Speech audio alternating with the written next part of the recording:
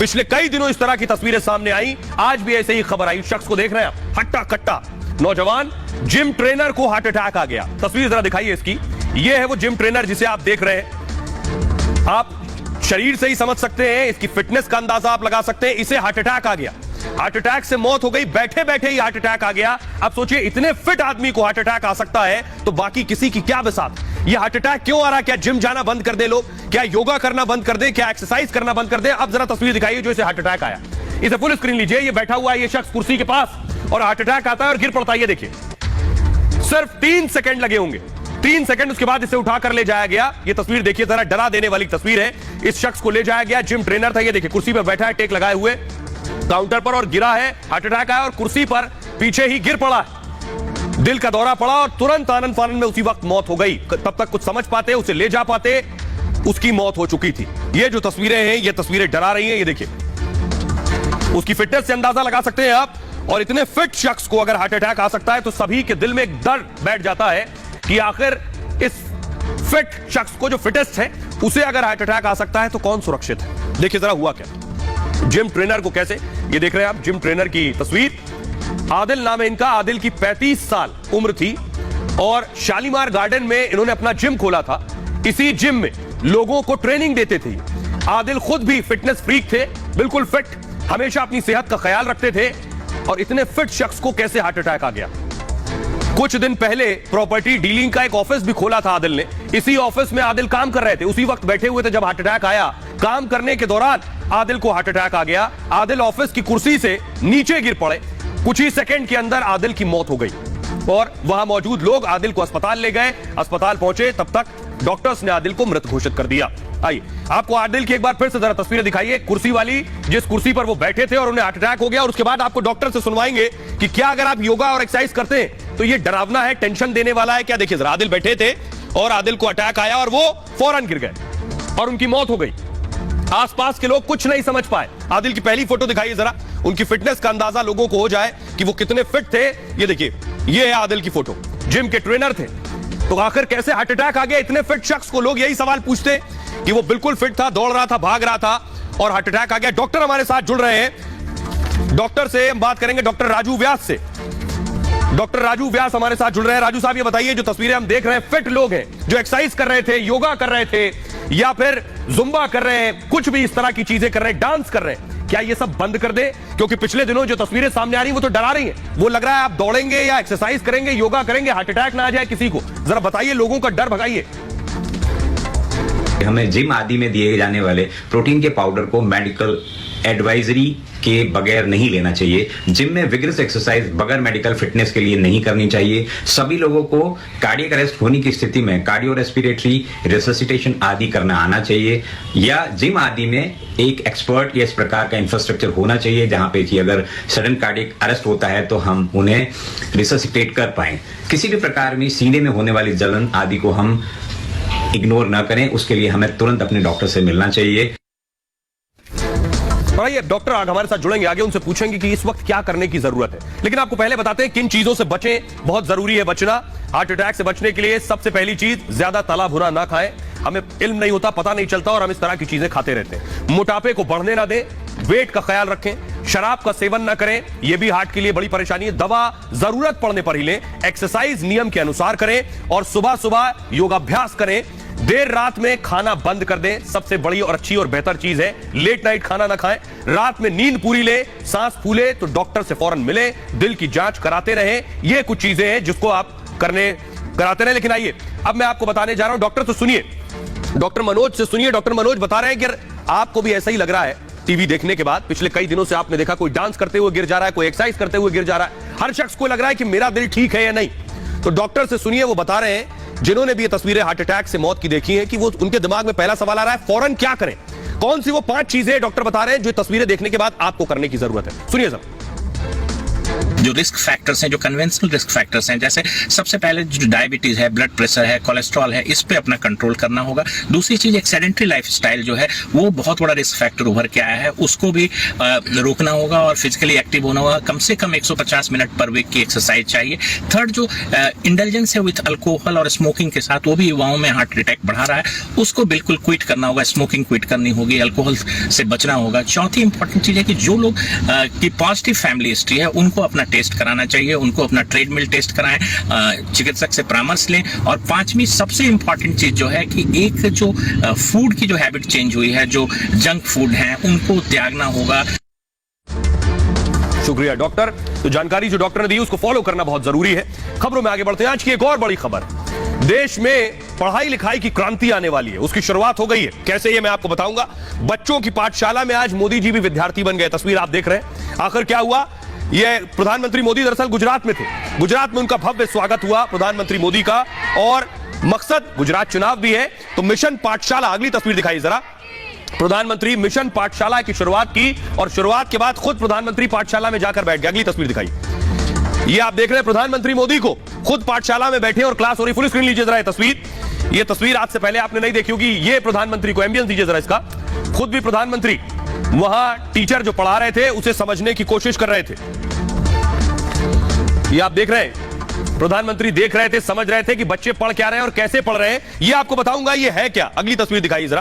प्रधानमंत्री स्कूल में जो एग्जीबिशन लगी थी उसे देखने के लिए पहुंचे। ये वो आप देख रहे हैं कि ये स्कूल ऑफ एक्सीलेंस जो होगा वो कैसा होगा। आइए अब आपको बताते हैं होगा क्या और क्या तैयारी है प्रधानमंत्री नरेंद्र मोदी की, कैसे देश में शिक्षा क्रांति आ जाएगी अगर ये स्कूल ऑफ एक्सीलेंस खुल गए और शुरू हो गए। देखिए जरा, ये आप देख रहे हैं प्रधानमंत्री मोदी बच्चों के साथ बैठे हुए पढ़ाई कर रहे हैं। देश के पीएम का ये बहुत बड़ा तोहफा है बच्चों को। मिशन स्कूल ऑफ एक्सीलेंस का शुभारंभ हुआ है। मिशन स्कूल ऑफ एक्सीलेंस क्या है आपको बताऊंगा। गुजरात में स्कूल ऑफ एक्सीलेंस की शुरुआत हो गई है। बच्चों के लिए बहुत अच्छी चीज है। गांधीनगर के सरकारी स्कूल से इसकी शुरुआत की गई है। इससे 5 साल में 1 करोड़ बच्चों को फायदा होने वाला है। इस दौरान प्रधानमंत्री मोदी खुद बच्चों की पाठशाला में बैठ गए। बच्चे क्लास में लैपटॉप और पढ़ाई करते नजर आए। उन्होंने उनके पढ़ने के तौर तरीकों को करीब से देखा। प्रधानमंत्री मोदी ने इस दौरान वो बच्चों के साथ बात भी करते हुए नजर आ रहे थे। इसका मकसद क्या है? देखिए, वैज्ञानिक तरीके से शिक्षा देना इसका मकसद है, जो बच्चों और देश की जरूरतों को पूरा कर सके, जिससे बच्चों की क्षमता का बेहतर इस्तेमाल हो। अब इसके तहत होगा क्या? ई लर्निंग पढ़ाई के मोड पर जोर दिया जाएगा। ई लर्निंग यानी लैपटॉप के जरिए पढ़ाई, टैबलेट के जरिए पढ़ाई, 5G स्मार्ट सुविधाओं के साथ बच्चे पढ़ाई कर सकेंगे। 5G भी देश में आ गया। 1,50,000 स्मार्ट क्लासरूम बनाए जाएंगे। स्मार्ट क्लासरूम लगभग 1.5 लाख बनाए जाएंगे। 20,000 नए कंप्यूटर लैब और 50,000 नए क्लास बनेंगे। इसके लिए सरकार 5,000 अटल टिंकरिंग लैब भी बनाएगी, जिसमें 3D प्रिंटिंग, रोबोटिक्स तकनीक पर जोर दिया जाएगा। इसके बारे में आपको बताऊं, आर्टिफिशियल इंटेलिजेंस से भी छात्रों को रूबरू कराया जाएगा इसके अंदर। आइए अब मैं आपको सुनवाता हूं, सुनिए प्रधानमंत्री नरेंद्र मोदी क्या बता रहे हैं, क्योंकि ये सिर्फ एक बात नहीं है। प्रधानमंत्री नरेंद्र मोदी बता रहे हैं कि कैसे शिक्षा में क्रांति का दौर शुरू हो चुका है। सुनिए जरा। नई राष्ट्रीय शिक्षा नीति में जिस प्रकार क्रिटिकल थिंकिंग पर फोकस किया गया है, बच्चों को अपनी ही भाषा में बेहतर शिक्षा का विजन हो, उसको ये स्कूल जमीन पर उतारेंगे। भारतीय भाषाओं में भी साइंस, टेक्नोलॉजी, मेडिकल, इस पढ़ाई के विकल्प अब विद्यार्थियों को मिलना शुरू हो गया। गुजराती सहित अनेक भारतीय भाषाओं में पाठ्यक्रम बनाने के लिए प्रयास चल रहे हैं। अब मैं आपको बताने जा रहा हूं कि भारत में अब पढ़ाई हिंदी में होगी, मातृभाषा में होगी, और ये वो देश जो अपनी भाषा में पढ़ाई करते रहे, वो देशों के लिए फायदा क्या रहा है ये मैं आपको बताऊंगा। उसमें अमेरिका शुमार है। अगली तस्वीर दिखाइए। उनमें वो मुल्क शुमार है जिन्होंने अपनी भाषा के साथ जुड़े रहे, अपनी जड़ों के साथ जुड़े रहे। प्रधानमंत्री मोदी ने कहा कि हिंदी में पढ़ाई ना होने की वजह से देश की बहुत सी प्रतिभाएं खत्म हो गई, क्योंकि पढ़ाई अंग्रेजी में होती थी, बच्चों को हिंदी आती थी, इसलिए जो हीन भावना उनमें पैदा हुई वो प्रतिभाएं खत्म हो गई। इसलिए एमबीबीएस और इंजीनियरिंग की पढ़ाई हिंदी में होगी। आपको बताने जा रहा हूं मैं जिन देशों ने अपनी भाषा में पढ़ाई की है, चाहे वो अमेरिका हो अंग्रेजी में, चाइना हो चीनी में, फ्रांस हो फ्रेंच में, जर्मनी हो जर्मन में, ये वो देश हैं जिन्होंने अपनी भाषा में ही पढ़ाई लिखाई की। वो देश आज कहां से कहां पहुंच गए। देखिए मैं आपको दिखाने जा रहा हूं। अमेरिका से शुरुआत करते हैं। अपनी भाषा पर अमेरिका जोर देता है। उससे होता क्या है कि अमेरिका की आधिकारिक भाषा है अंग्रेजी, तो अंग्रेजी में पढ़ाई लिखाई होती है। इसे थोड़ा फास्ट मूव कीजिए प्लीज। अमेरिका के 80% लोग केवल अंग्रेजी बोलते हैं। अमेरिका दुनिया की सबसे बड़ी अर्थव्यवस्था है। अमेरिका में प्रति व्यक्ति आय $64,500 है। चाइना की आधिकारिक भाषा मंदारिन है। पढ़ाई लिखाई में मंदारिन पर जोर दिया जाता है। 2035 तक 100% मंदारिन का लक्ष्य रखा गया है। चीन दुनिया की दूसरी बड़ी अर्थव्यवस्था है।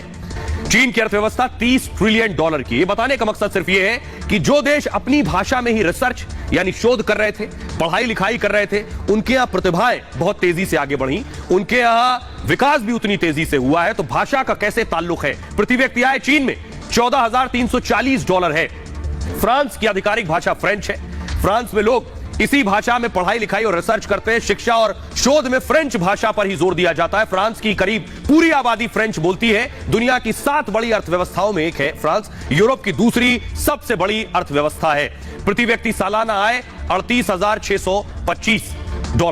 जर्मनी की बात करें तो जर्मनी की आधिकारिक भाषा जर्मन है। ज्यादातर कामकाज जर्मन भाषा में ही होता है। स्कूल, कॉलेज और शोध में जर्मन पर ही जोर दिया जाता है। जर्मनी यूरोप में सबसे बड़ी अर्थव्यवस्था है। जर्मनी तीसरा सबसे बड़ा निर्यातक देश भी है। प्रति व्यक्ति सालाना आय €47,700 है जर्मनी की। ब्रिटेन की बात कर लीजिए। ब्रिटेन में अंग्रेजी बोली जाती है। अंग्रेजी उसकी आधिकारिक भाषा भी है और ब्रिटेन दुनिया की 6ठी अर्थव्यवस्था है। प्रति व्यक्ति सालाना आय $45,000 है ब्रिटेन में। ये बताने का मकसद और मतलब सिर्फ इतना था कि अपनी भाषा में जब प्रतिभाएं पढ़ेंगी तो ज्यादा हर लिहाज से विकास होगा और तरक्की भी होगी। जरा सुनिए पीएम मोदी को। हमने इंटरनेट की फर्स्ट G से लेकर 4G तक की सेवाओं का उपयोग किया है। अब देश में 5G बड़ा बदलाव लाने वाला है।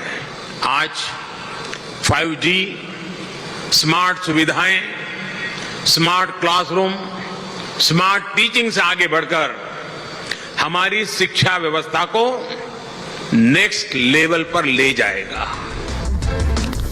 खबरों में आगे बढ़ते हैं। आज की एक और बड़ी खबर आतंकिस्तान के भाईजान जिनपिंग आतंकिस्तान के भाईजान कैसे बन गए मैं आपको बताऊंगा।